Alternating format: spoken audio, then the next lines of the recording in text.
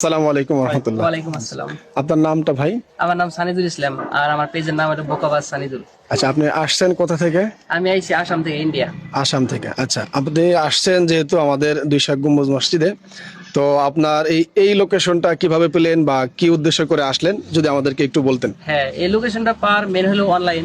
তো জি। ইউটিউব ফেসবুকের মাধ্যমে আমি দেখছিলাম যে এই মসজিদটা বাংলাদেশে মানে আছে। তারপরে আমি ভাবলাম যে বাংলাদেশে যাওয়া উচিত, যেহেতু আমরা ফেসবুক চলাই আর ফেসবুকে দিশা পাওয়া গেছে যে 80% ফ্যান ফলোয়িং আমাদের ভালোবাসার মানুষ বাংলাদেশে আছে, তার জন্য আসা হয়েছে এখানে।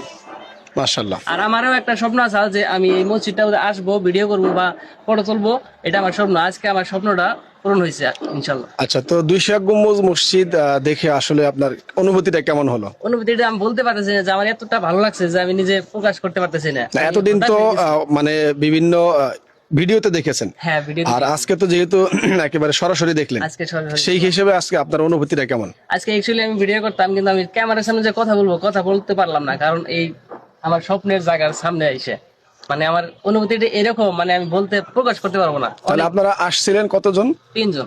3 জন? হ্যাঁ। আচ্ছা আচ্ছা, আর বাকি 2 জন নেই আর কি বাকি কাছে? 2 জন অসুস্থতার কারণে চলে গেছে, তাদেরকে আমি পাঠিয়ে দিছি। আর জি। ইনশাল্লাহ আমি কি জানি আজকে আজকে থাকবো, কালকে কি জানি আমি চলে যাবো। আচ্ছা আচ্ছা, ঠিক আছে, আপনাকে অনেক অনেক মোবারকবাদ আমাদের ২০১ গম্বুজ মসজিদে আসার জন্য।